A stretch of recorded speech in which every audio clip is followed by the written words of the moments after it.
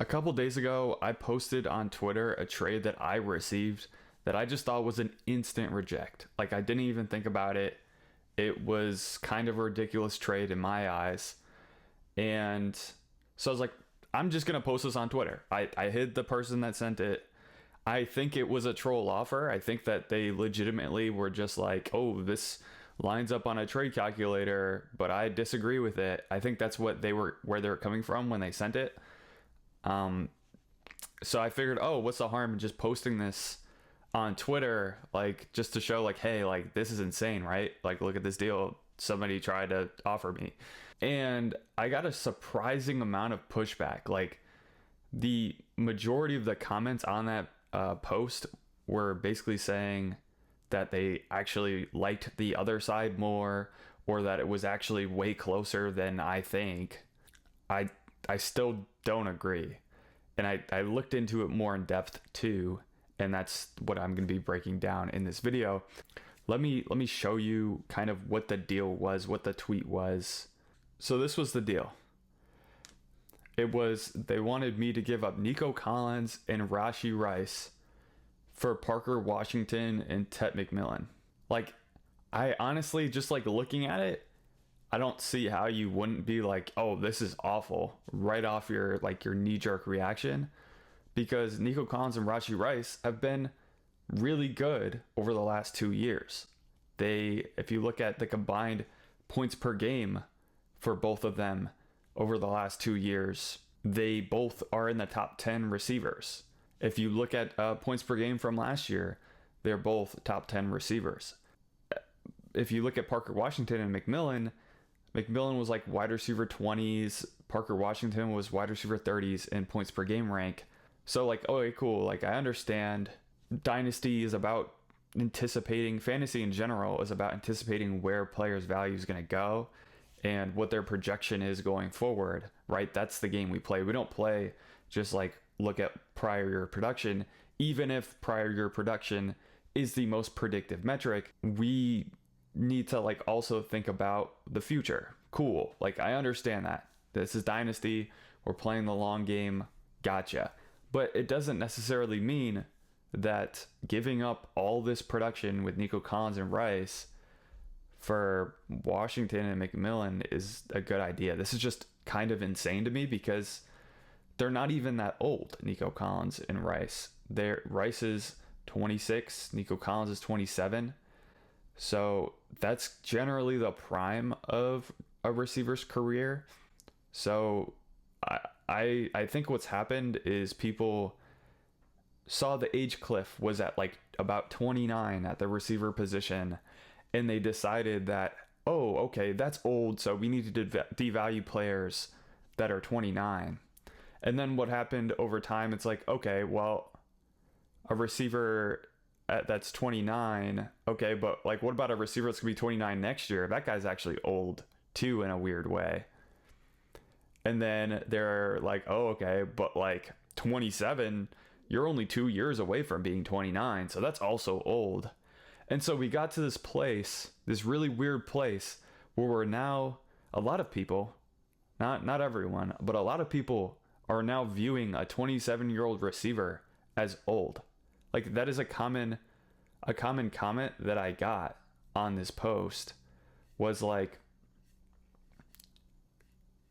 he's old, and so you should just get rid of him because that's a risk.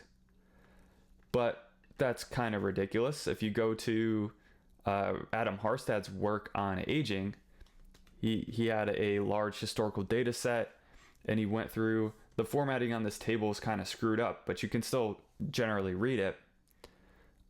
He essentially created a dynasty value metric where he just looked at scoring over players' careers and looked at kind of where players would fall off age-wise. And so he created this table that sort of tells you what ages players fall off, or like what their risk is of falling off, right? And so at 27 years old, it's only an 8.6% death risk, or risk of falling off, right, for receivers. That's low. That's pretty low. That means that like a 92% chance or 91% chance, if you want to round it up, that they're just completely fine and play exactly to the level that they've played at before, right? So Nico Collins is not really an age concern. That's ridiculous. He's also got an estimated years remaining, where he looks at how many years remaining roughly players have based off their age and the historical data. And receivers that are 27 have about 4 years remaining. So calling that guy old, calling a 27-year-old receiver old or too old, you're basically saying like that you're avoiding them because they might fall off in 4 years. That's silly, obviously. That's very silly. But most people, I don't think, even know about any of this research. And I think that's where the kind of chasm is coming, I would say. And the fact that KTC is so prevalent right now, and it just kind of has this novelty boost to players that are younger. And I think it's like shading players, like people's perceptions on players way too much, like, and starting to value older players way less. Not even players that are old at this point. It's players that are in their prime are getting devalued in Dynasty because they're too old. Like, that is insane to me. That is really insane. But if we kind of ignored this portion of it, right? I did some research because, okay, cool. Maybe Ted McMillan is just a really good bet, right? Maybe we can ignore Rashee Rice, we can ignore Parker Washington, whatever. Let's say they're not in the deal, right? Ted McMillan is the wide receiver 9 on KTC. Now, what would it take historically for him to maintain that value? For him to be the wide receiver 9 after next season or better? What would it take? How would he have to perform, right? So I took receivers historically that had similar points per game to him in their rookie year. So he had 12.5 points per game in his rookie season. And here, I can make it bigger here. He had 12.5 points per game in his rookie season. And I took all seasons that were within 1 points per game higher or 1 points per game lower. So pretty much 11.5 points per game to 13.5 points per game as a rookie, right? These are all the receivers that did it, okay? And I looked at their points per game in their second year. And I also then pulled their Dynasty League Football ADP.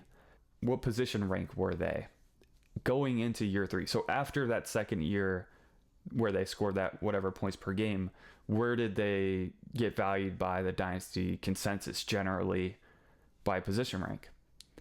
And what I found, and you can see it pretty clearly here, is that like pretty much every receiver that scored 15 plus points per game roughly, they all kind of stuck around like wide receiver 12 or higher. I mean, there's some guys that were like lower, like T. Higgins. Not T. Higgins. Ridley and Rashee Rice, for whatever reason, didn't get the respect that they might have deserved based off their year 2 points per game. But like generally speaking, if you're the wide receiver 9, like McMillan is right now on KTC, then you basically need to score like that 15 points per game to maintain that value or get more value, right? Historically. And so we look at this list of players though, and like maybe 7 out of the 19 got 15 plus points per game in year 2. So that's about a 38% rate at which they got 15 plus points per game in year 2, right? So that's roughly what we can expect. Is there's about a 37% chance that McMillan gets 15 plus points per game in year 2 and actually maintains that wide receiver 9 value or has a higher value after the second season there.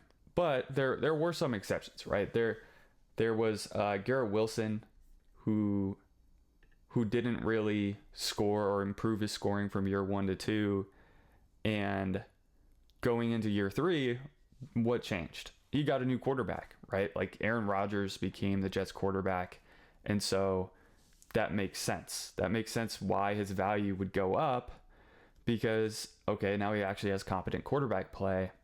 Cool. And then the other exception was CeeDee Lamb, where CeeDee Lamb was on the same team as Amari Cooper, and Amari Cooper was pretty good. And so Cooper was getting most of the targets. CeeDee Lamb was still doing all right, but once Amari Cooper was out of there, okay, the market was rightly saying, okay, CeeDee Lamb, you're now the receiver 1 on Dallas. Cool, you're a top end receiver now. And that was correct. The Garrett Wilson thing wound up not being correct because Aaron Rodgers got hurt in the first game and it was done. So, but essentially the only out for McMillan is a drastic situation change if he doesn't get that 15 plus points per game in year 2. And like I said, it's more likely than not that he doesn't get 15 plus points per game in year 2. Like that is more unlikely than him actually hitting it, right? I mean, if you want to be a little bit generous, it's about a 40% chance that McMillan gets 15 plus points per game in year 2. That's not a good bet. And honestly, I'm not sure if the Panthers would be bad enough to move off of Bryce Young after this year. Like they're probably going to be fine. They squeaked into the playoffs last year. If Young is just like competent enough to keep them a decent enough real life team, I don't really see why they would go and replace him. They should replace him in my opinion, but that's honestly, in my opinion, the thing that you could actually fall back on is maybe the situation gets better where they get a new quarterback, but I don't know. It's kind of rough. You're not. There isn't much of a clear path here for him to actually maintain this high, lofty wide receiver 9 price tag. And so you pair that with like, okay, Nico Collins only has a 10% chance of falling off, and he already is scoring in that 15 plus points per game range himself. Like McMillan, his valuation is completely tied in him actually hitting that 15 points per game. The market's pricing him as if he kind of already did that, right? Whereas Nico Collins, it's like he's done that a couple seasons already, the last 2 years. And yes, he's older, but again, the risk of him falling off is not very high at all. And that's being overstated.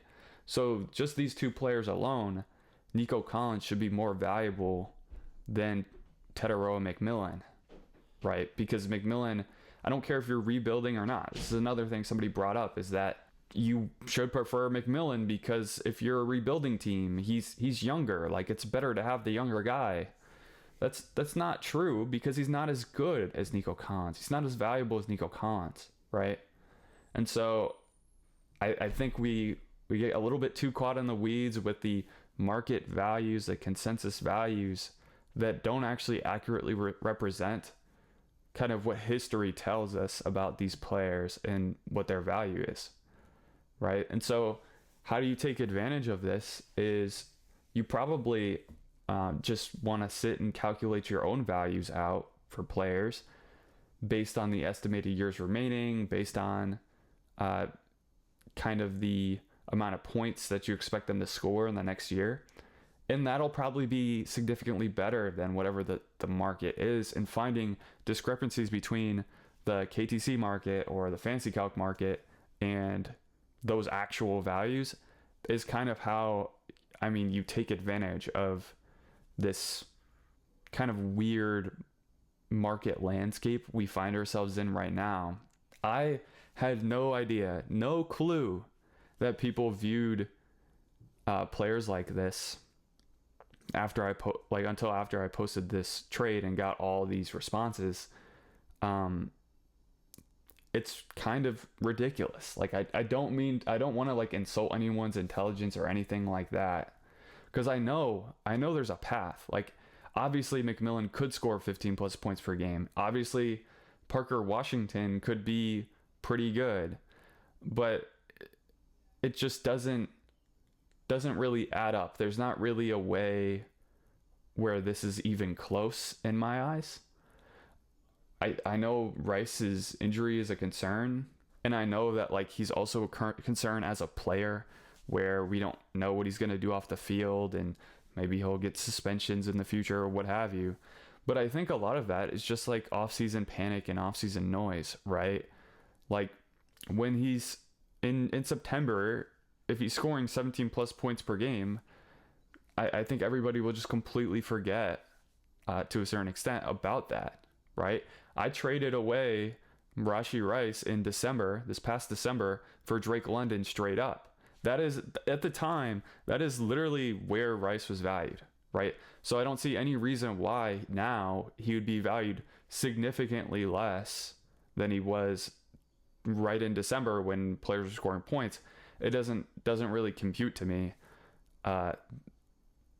So yeah, and then Washington was the other part of the deal, and it's, I guess, people buying into the camp hype. But if you look at just a baseline projection for Washington, it's not good. It's maybe he's like the wide receiver 25. Like that's like a good season for Washington. So we're seeing people think Washington is way better than he actually is. We're seeing people think Ted McMillan is safer than he is because he's young. Like, youth covers a lot of sins, but it's not this like, it's not as good of a safety blanket as you might think. If you actually look back and look at the history of these guys, you're not getting this like insulated asset. The insulated assets are the guys that score points, because the guys that score points continue to do so year after year after year, right? You can try to play the game of spotting breakouts or, you know, finding undervalued players, but that is sort of not that worthwhile because most players that are good already are good. There's not many guys that break out for the first time out of nowhere. I don't understand why people would think McMillan and Parker Washington were more valuable than Rashee Rice and Nico Collins. It's still hard to wrap my mind around. You just look at history and there's nothing that kind of tells you that that's a good trade. You're literally hoping that a unlikely outcome happens. That's the trade. Which, if you do those trades over and over again, guess what? You lose value. Guess what? You lose those deals more often than not.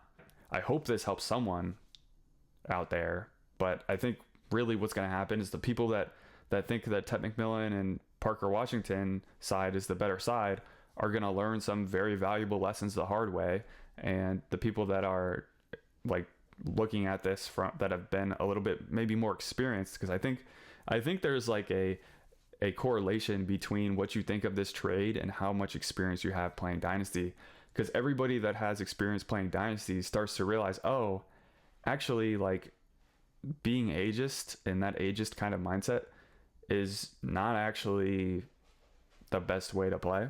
Like, you just kind of realize that through experience. You're like, oh, actually these really young players, they tend to not actually pan out, especially if they don't show that they can actually produce at a high level first, right? Obviously you have your neighbors, you have your like kind of cornerstone Jeffersons, Puka, Chase, like where they're like just really good right off the bat and they're young elite players, cool. But like most of these like guys that we're hoping to break out, a lot of them just don't.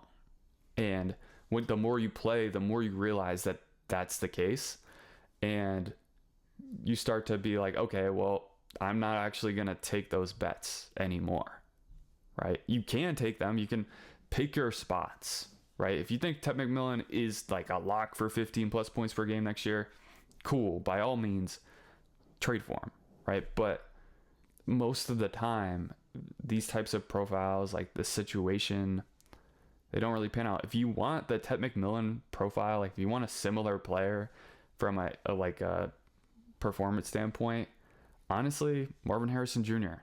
He had a not that different of a rookie season to Ted McMillan. He had a second season that was kind of disappointing as well, and you saw him tank in value. The only difference between Marvin Harrison Jr. and Ted McMillan after their rookie seasons was that Marvin Harrison Jr. had way higher expectations coming in as a prospect than McMillan did. If McMillan had those same expectations, he probably would be like in the wide receiver 20s. And then in that case, maybe he would actually be kind of worth looking into as a trade target. But right now, it doesn't look good. It's very risky to buy in at his current price. It's a probabilistic game we're playing. If you want to bet on guys that have lower probabilities of hitting over time, you're just not going to win. You're not going to accrue value. You're just going to lose value, and you're not going to have a good time, I think.